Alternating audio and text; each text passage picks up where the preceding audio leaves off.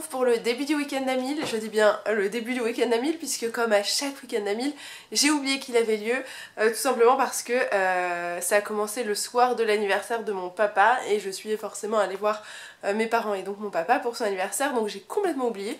Le samedi est arrivé, je l'ai zappé aussi et on se retrouve dimanche à commencer le week-end d'Amil. Donc je vais vous montrer plus ou moins ce que j'ai prévu de lire, sachant que j'ai commencé à lire hier sans y penser, voilà. Bon, et puis il faut savoir que de toute façon, vu que ma soeur est descendue sur Lyon pour ce week-end, je vais surtout profiter de ma petite soeur. Donc très honnêtement, ça va être un vlog qui sera sans doute pas une réussite en termes de challenge, mais au moins j'aurai profité de ma famille puisque mon papa est très malade et je profite beaucoup de lui, voilà. Donc je préfère ça pour le moment que la lecture, mais je fais ce petit vlog tant que j'ai le temps. Un peu comme chaque week-end d'Amil, j'ai pas vraiment de pile à lire, mais j'avais commencé à lire L'œil de Cain de Patrick Bowen. Franchement, je l'ai à peine entamé, je l'ai commencé dans le métro en fait en allant chez mes parents. Et hier, j'ai commencé le 9e tome de Saga, j'en suis un peu à la moitié. J'en ai lu chez moi, puis j'en ai lu un petit peu chez mes parents. Donc, je pense que je vais le terminer aujourd'hui, même si ça a me brisé le cœur parce que déjà il se passait des trucs où j'étais pas bien. Et en plus, tout le monde m'a dit qu'il allait me briser le cœur, donc je pense que ça va être le cas. Ensuite, écoutez, là j'ai ma petite pile à lire du Rainbow Challenge que voilà vous voyez pas très bien, enfin sauf Ragdoll qui n'a rien à voir avec le Rainbow Challenge. Donc je vais voir si je lis quelques livres qui sont là dedans, genre du graphique hein, principalement. Et en termes de graphique, j'ai aussi toute cette pile là qui fait partie des achats que j'ai fait à Montreuil. Au-dessus il y a ma lightbox qui n'a donc rien à voir avec ce truc. Là-dedans on a donc les Ogres Dieux, on a du Billy Brouillard, on a un peu de tout. Il y en a que j'ai lu d'ailleurs, Bergère Guerrière c'est fait. Mais voilà, je pense que je taperai sans doute un petit peu là-dedans pour faire des pauses graphiques, on verra bien au fur et à mesure de la journée. Et là, je vais donc me mettre à Saga parce que j'ai vraiment envie de me mettre dans Saga et ça va me faire bizarre parce que je suis sûre que ça va me briser le cœur. Voilà. Et comme il fait très très lumineux, Loka est absolument fascinée par le moindre reflet de lumière sur le sol, le plafond. Elle est complètement buggée, bichette.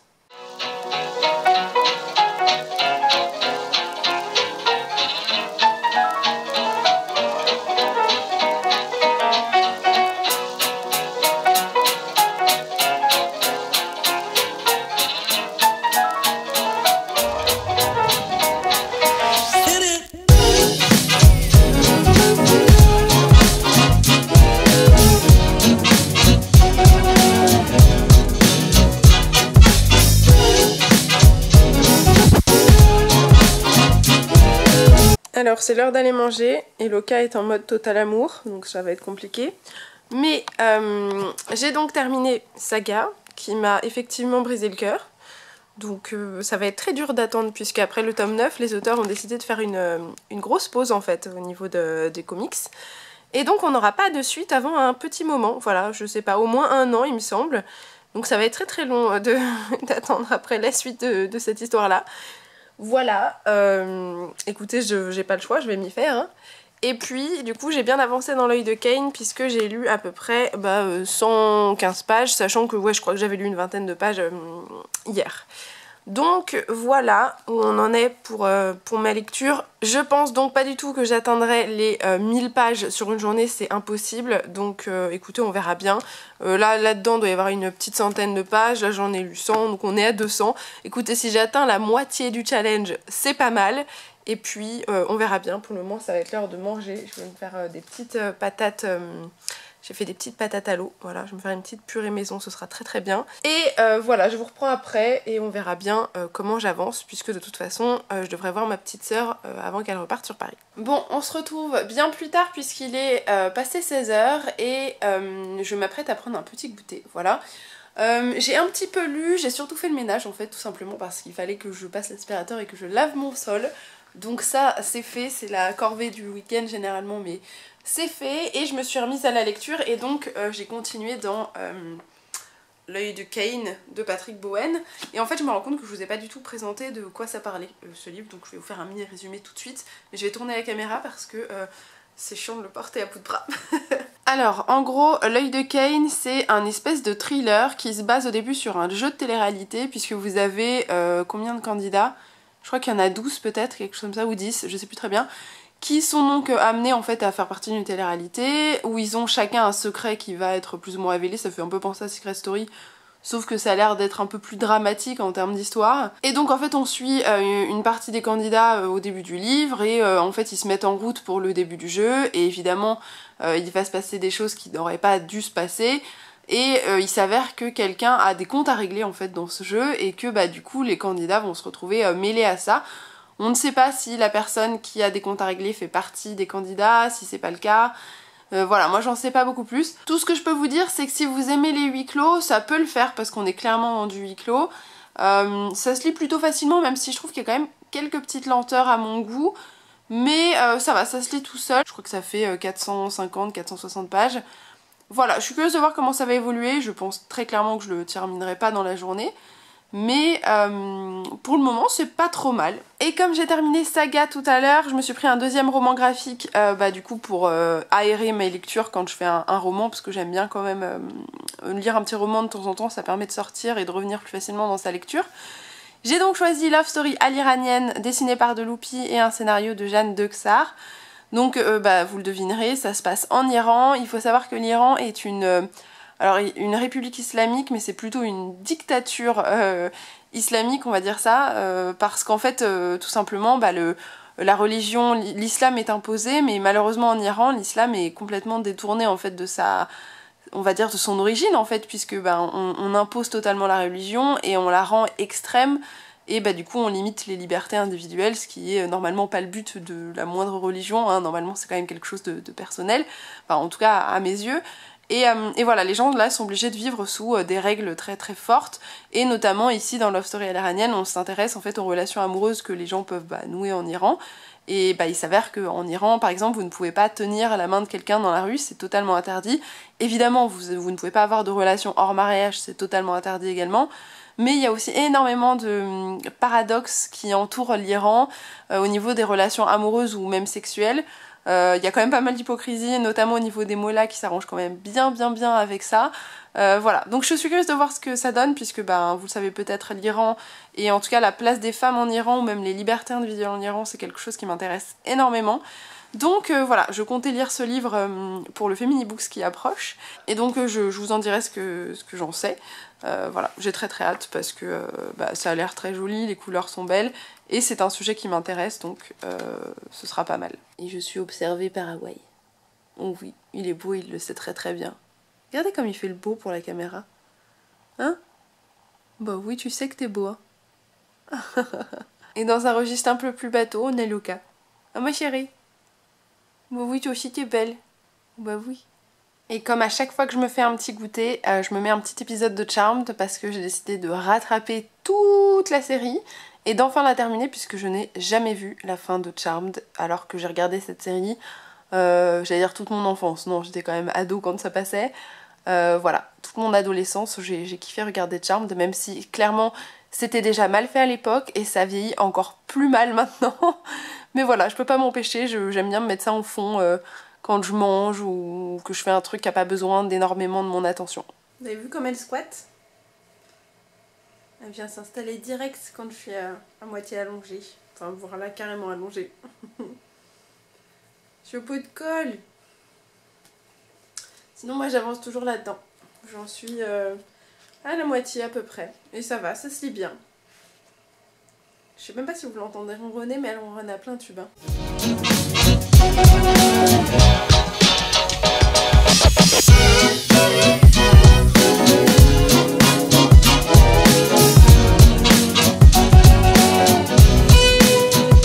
Alors, il est, je crois, 18h passées. J'ai bien avancé dans mon livre. Je suis, on va dire, ouais, aux 2/3. J'ai bien lu les 2/3. Et écoutez, à partir, on va dire, de la 200e page, le rythme s'accélère. Je dis pas que c'était lent au début, mais il y avait quelques petites lenteurs parfois. Et je trouve que là, les 100 pages que je viens de me faire sont assez mouvementées. Il se passe pas mal de trucs, il y a plein de petits rebondissements. Donc c'est assez agréable, voilà, en termes de thriller. Et enfin voilà, c'est pas genre axé policier, on est vraiment dans une histoire avec des personnes lambda, entre guillemets, qui sont prises dans une affaire plus grosse qu'elle, du coup, puisqu'on est quand même vraiment basé sur la télé-réalité et un côté huis clos. Et par moments, on sort justement de ce huis clos pour s'intéresser à des personnages un peu périphériques. Donc écoutez, c'est pas mal, je passe un bon moment. Et je pense que si j'avais lu tout le week-end, je l'aurais probablement terminé. Là, je pense pas que j'y arriverai.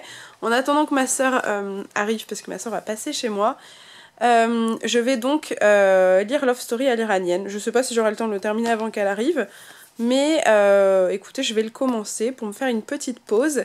Et puis je suis très curieuse, donc j'ai vraiment envie de le lire, donc ce sera pas mal. Mais voilà, on se retrouve tout à l'heure, enfin dans quelques secondes pour vous. Bon alors je viens de terminer Love Story à l'iranienne et c'est vraiment un très bon livre. C'est très dur, y a rien de trop dur à lire dans le sens où il n'y a pas d'éléments spécialement graphiques, il n'y a pas de violence, on va dire, visuelle. On va dire que psychologique, il y a quand même clairement une forme de violence, mais ça va. Je dirais que c'est plutôt safe, mais c'est hyper intéressant de voir comment les femmes et les hommes vivent en fait, la répression qui a lieu sur eux en Iran, le fait de ne pas pouvoir vivre sa vie comme on veut, de ne pas pouvoir choisir son époux ou sa femme, là, les relations homosexuelles, pour le coup, sont pas abordées, mais bon, vous vous doutez bien que c'est totalement interdit en Iran. Ils ont, je pense, pas rencontré de personnes qui sont homosexuelles ou qui n'ont pas osé leur parler parce que, voilà, on a toujours peur de se faire choper par le régime et forcément de se faire exécuter. Donc, je pense que ça doit être assez difficile et rare de croiser des gens qui osent, voilà, vous le dire ouvertement, parce que franchement, je peux comprendre. Et voilà, donc là, on a principalement, enfin même que des couples hétérosexuels, mais c'est assez intéressant de voir comment, voilà, malheureusement, on peut pas décider de sa vie, et puis des fois les personnes qui vont un peu profiter du système parce que finalement faut bien faire avec parce que on n'a pas le choix. Vous allez avoir ceux qui l'ont aussi un peu intégré aussi parce que je pense que c'est comme tout, on finit par intégrer parfois les oppressions. Donc voilà, on a un peu tous les points de vue et c'est vraiment hyper intéressant parce que moi c'est des choses que j'ai pas forcément connues, d'autres que je connaissais déjà et d'autres que je connaissais pas du tout. Donc c'est vraiment super intéressant et en fait on apprend à la fin du livre en fait que Jeanne de Czar, c'est pas une personne, c'est un pseudonyme mais en fait c'est un couple de journalistes qui se rendent régulièrement en Iran et qui sont assez intéressés par le sujet et qui du coup conservent leur anonymat sous un pseudonyme parce que effectivement ils veulent pouvoir continuer à enquêter là-dessus et à se renseigner et ainsi de suite, donc c'est hyper intéressant. Donc ouais, je le conseillerais à n'importe qui soit s'intéresse un peu à l'Iran et à la façon dont ça se passe dans ce pays. Je le recommanderais vraiment même aux personnes qui n'y connaissent rien parce que c'est plutôt bien expliqué. En fait, c'est que des petits témoignages, je vais vous montrer un petit peu. Ça commence toujours un petit peu avec en fait la présentation des personnes que vous allez rencontrer et en fait l'échange qui a lieu avec les deux journalistes. Et au fur et à mesure des pages, en fonction des sujets qui sont abordés, vous avez des petits points en fait qui sont souvent encadrés comme celui-ci, qui viennent recontextualiser en fait ce dont vous parlent les personnages, donc que ce soit une décision du régime, que ce soit des procédures administratives, voilà, ou des points d'histoire, c'est rappelé assez régulièrement. Et c'est assez chouette parce que du coup vous avez une image assez large de comment ça se passe en Iran et de comment ça fonctionne. Donc ouais, je le recommande très fort ce livre parce que je le trouve vraiment bien fichu en fait et on ressent bien l'émotion des journalistes qui comprennent pas forcément pourquoi ça se passe comme ça, enfin qui comprennent pas, qui seront choqués comme n'importe quel être humain de voir que c'est un monde où vous n'avez pas le droit de vivre votre vie et où malheureusement une religion est complètement détournée pour servir à certains et opprimer pas mal d'autres. Et maintenant je vais aller nourrir le chat parce que vous avez vu qu'il me tourne autour, il réclame vraiment à bouffer. Donc, voilà, ça va être l'heure.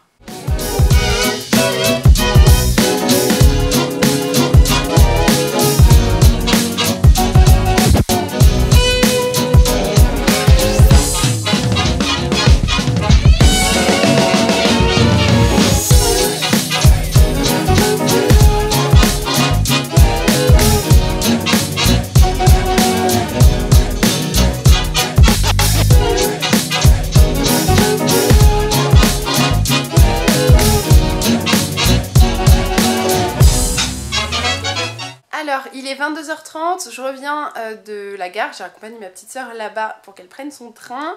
Et là, je pense que je vais essayer de continuer un petit peu mon roman, même si très clairement on est loin des 1000 pages et je pense que j'atteindrai peut-être à peine les 500 pages. Mais voilà, au moins j'aurais pas mal lu ce petit dimanche, donc ça c'est cool. J'aurais pu lire 2 romans graphiques, ce qui est très bien, parce que j'en ai plein et que j'aime les lire, mais que je n'y pense pas toujours, donc j'aime beaucoup les lire dans le cadre de Week-end à 1000 ou de Ridaton. Donc je suis contente, voilà, je vous reprends quand j'aurai terminé, quand on sera sans doute passé minuit, pour faire un petit bilan, et puis voilà, donc à tout à l'heure. Pendant ce temps, il y a Luca qui est dans les 2 cartons en fait que je n'ai toujours pas mis au tri, voilà, puisque en fait mes chats s'éclatent dedans. Et non, vous ne verrez pas Luca parce qu'il fait trop sombre, mais elle est juste là, à l'entrée là. Si on voit vite fait une petite tache qui bouge, c'est elle. Va-t-elle sortir? Oh oui, oh ma chérie. Qu'est-ce qu'elle est choupette. Oh mon dieu, ce petit chat. Qu'est-ce que t'es mignonne. Mais qu'est-ce que t'es chou. Mais oui, tu le sais en plus. Voilà, allez, on va bouquiner ma chérie. Ça, c'est lire avec Luca. C'est très pratique de lire avec Luca, vous voyez. On est bien, hein? Ah, on est bien, ma chérie. Oui, elle est bien. Elle est très très bien. Ma pupuce. Elle veut tellement faire des câlins, elle m'empêche. On peut pas lire avec elle. On peut pas lire avec toi. Bon oui, oh là là, regardez-moi cet amour. Le challenge est officiellement terminé et bah écoutez, j'ai bien lu pendant 1 heure, franchement. Enfin, ouais, 1 heure parce qu'en fait, quand je vous ai repris, après j'ai un peu traîné sur mon téléphone comme un peu souvent. Et du coup, bah j'ai passé globalement 20 minutes à rien faire. Voilà, et j'en suis à quasiment la fin du livre en fait. Voilà. Il me reste à peu près 60 pages à lire, donc bah, j'aurais quand même lu quasiment ouais, 400 pages sur une journée de ce roman. Donc je suis assez satisfaite. Voilà, ça se lit vraiment pas mal.